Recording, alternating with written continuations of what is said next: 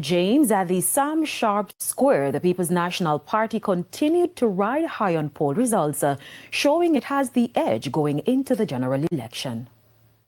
Speaker after speaker, the People's National Party remains confident it will form the next government. For new candidates like Janice Allen, who is vying for the St. James Central seat, she's hoping that the party will sweep Western Jamaica. Comrades, we are marching on to victory with Comrade Mark Golding. We are marching on to victory, the party of Norman Manley, the party of Michael Manley, the party of PJ Pattison, Portia Lucretia Simpson Miller, the party of Peter David Phillips. Tonight, my comrades, we are marching on to victory.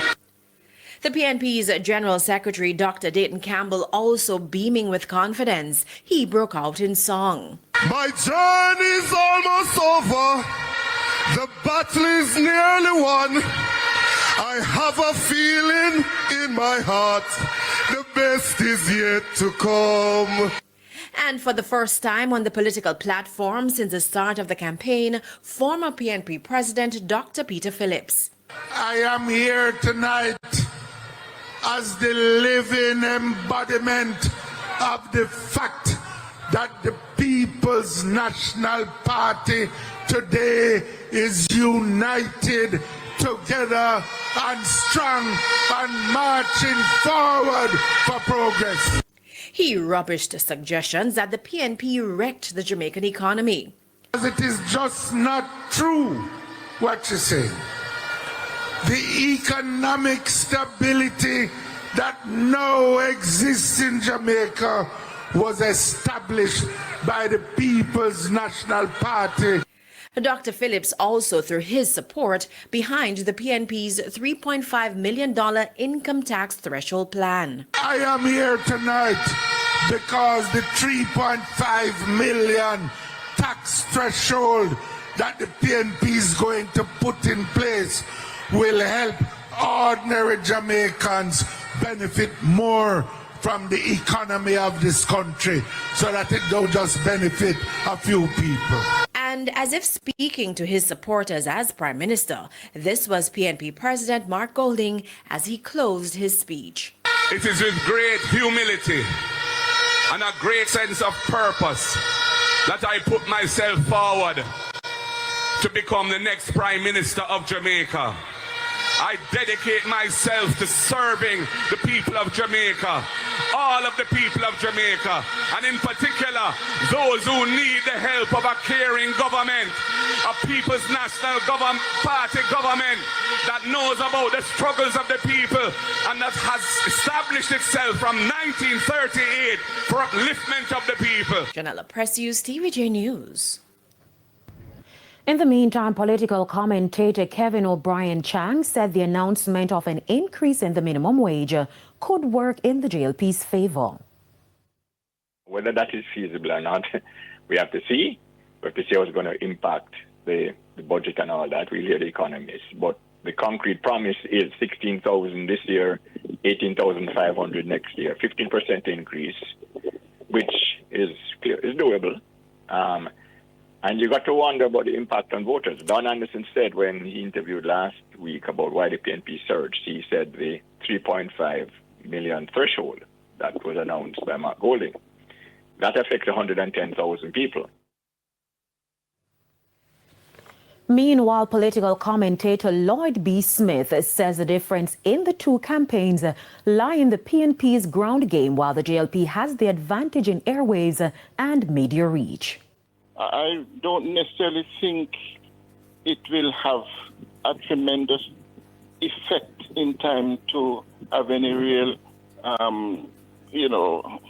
effect on the election day. And I tell you why. Because what Mr. Holness has announced, which he says will be phased, I always have a problem when politicians talk about phased, because phase could take you maybe to the next century.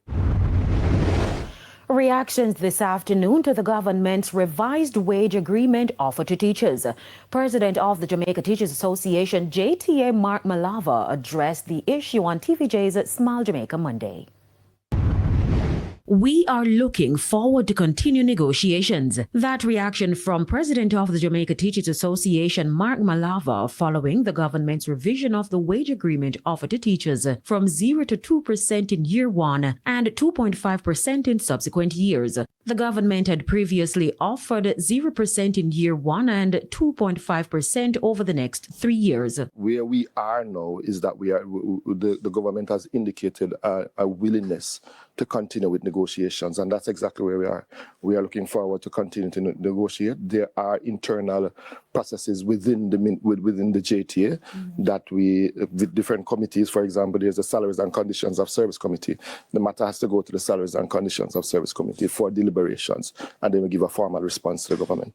Mr. Malava said despite the long delay, the JTA is optimistic. We have had a total of about 5 meetings with the Ministry of Finance to advance negotiations, and this is where we are. Yep.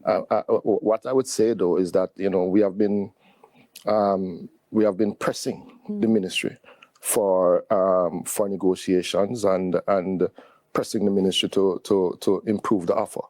And we are where we are. Yeah. So the zero is off the table, and it's a start. The JTA president, however, laments the lack of investments into teachers. Over 95% of our teachers are either between satisfactory and exemplary. And if you take off the satisfactory, 85% of them are at between strong and exemplary in terms of their appraisal. Our teachers are doing remarkably well. And what I can also say to you is that the data, when you compare it with Caribbean counterparts, the Caribbean counterparts don't match up. Our teachers are the lowest paid, are amongst the lowest paid in the Caribbean. And guess who are amongst the highest paid? I'll leave that for you to ponder. Politicians. In the meantime, Mr. Malava is reminding teachers as they prepare for the new school year that the JTA is working for them. I want to just remind our teachers that their value is important to the lives of the students that they work with, and I want them to stay energized. I want them to take care of themselves, plan your lessons properly and effectively, and step forward with enthusiasm. Rest assured that the JTA is looking out for their best interests, and will continue to press the government for an improved offer. A motorcyclist is dead and his pillion admitted to hospital following a collision along the Belmont Main Road in Westmoreland Sunday night. The deceased has been identified as 20-year-old Teron Myrie. TVJ News understands that around 11 p.m. last night, the two men were traveling toward White House when their motorcycle crashed into a black Mitsubishi SUV traveling in the opposite lane. The two men were thrown from the motorcycle, one over the seawall. Mr. Myrie was transported to the Savannah Lamar Hospital by the police, while the pillion was taken to hospital by motorists returning from the People's National Party mass rally in Sam Sharp Square. Now, one eyewitness complained about the length of time it took for an ambulance to reach the scene. Operator, no ambulance. See? After how many hours? After approximately 2 hours, ambulance just a come. The Sheffield Main Road in Westmoreland was blocked early this morning as residents took to the streets demanding better road conditions.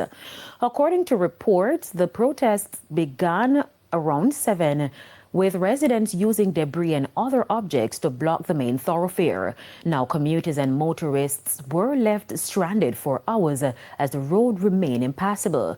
The residents say they have grown increasingly frustrated with the poor state of the roads in the area.